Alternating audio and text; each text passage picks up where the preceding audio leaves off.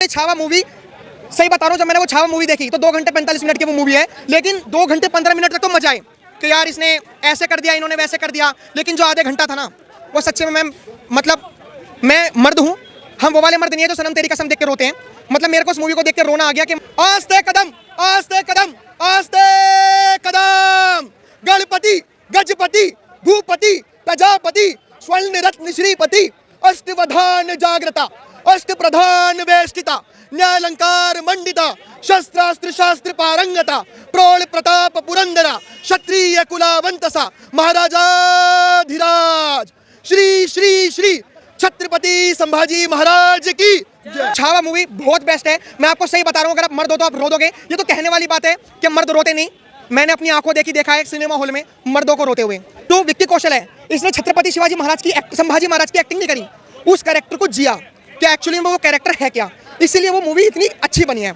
अगर वो इसको कैरेक्टर को नहीं जीते ना तो शायद वो चीजें निकल कर नहीं आ पाती। ओम नमः पार्वती पते, हर हर महादेव।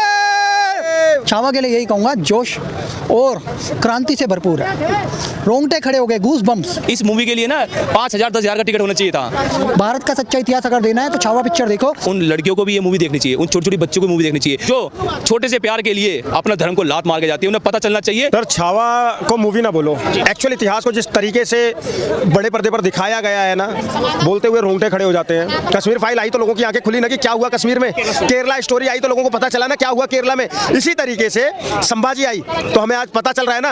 अब मैं ऑडियंस को बोलता हूँ, घरों से निकलो, चाहे पास के चाहे दूर के सिनेमा घरों में जाओ, अभी भी देर नहीं हुई और संभाजी जरूर देखो। आपको अपना इतिहास जानने के लिए छावा मूवी देखनी चाहिए। छावा पिक्चर जरूर देखने जाए। खबर इंडिया के माध्यम से मैं यही कहना चाहता हूँ। ऐसा क्यों इतिहास के बारे में है, और ये बहुत जरूरी है क्योंकि अभी ना लोगों को अपना इतिहास ही नहीं पता। ऐसा नहीं है कि मूवी के दौरान इतिहास पता लगेगा, लेकिन जो जेन ज़ी जनरेशन है उसको इतिहास पता करने के लिए एटलीस्ट के मूवी के जरिए ये चीजें डाली जा रही हैं। अभी जैसे मेरे कविता कहनी है और इससे रिलेटेड है, क्योंकि जो राम जी हैं, जो अलग अलग लोग हैं, हमारे क्रांतिकारी हैं, हमारे महाराणा प्रताप है, छत्रपति शिवाजी महाराज, उनके लिए एक पोयम कहना चाहूंगा कि तुम्हारे लिए तुम्हारे जैसे हैं, मेरे लिए मेरे जैसे हैं, कैसे बताऊं असल में राम हमारे कैसे हैं।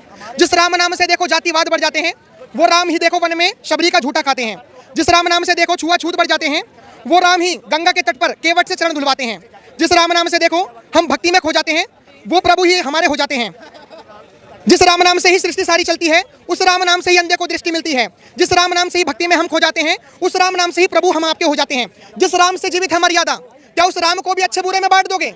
जिस राम से जीवित है मर्यादा, क्या उस राम को भी अच्छे बुरे में बांट दोगे? जिन बाजुओं पर राम लिखा हो, क्या उन बाजुओं को भी काट दोगे? माशार देकर कृपा कलम पर कलम के शमशीर बन जाने दो, राग में भरकर राग शब्दों के तीर बन जाने दो। साहित्य के अंबर विशाल में छोटा सा एक नाम करूं, शब्दों से अपने में मुर्दों में भी प्राण भरूं। नई जवानी का इश्क लिखूं पर बलिदान देश का लिखूंगा, और प्यार मोहब्बत तो पढ़ भी दूं मैं पर अपने देश की बात आज लिखूंगा। लिखूंगा वो सच हमेशा जो अब जाकर भूल गए, लिखूंगा रक्त वो बलिदानी के जो फांसी पड़ते झूल गए। लिखूंगा चित्तौड़ दुर्ग जौहर की ज्वाला लिखूंगा, लिखूंगा चेतक की टापों को राणा का भाला लिखूंगा। लिखूंगा सदा शिवाजी को रणभूमि का संघर्ष लिखूंगा, जो लड़ा अकेला गोरों से उसे सदा आजाद लिखूंगा। शाही के हर एक कतरे से भारत जिंदाबाद लिखूंगा। मैं लिखूं पद्मनी का जौहर में चित्तौड़ का संग्राम लिखूं, मैं युद्ध लिखूं हल्दी घाटी में राणा का कोराम लिखूं।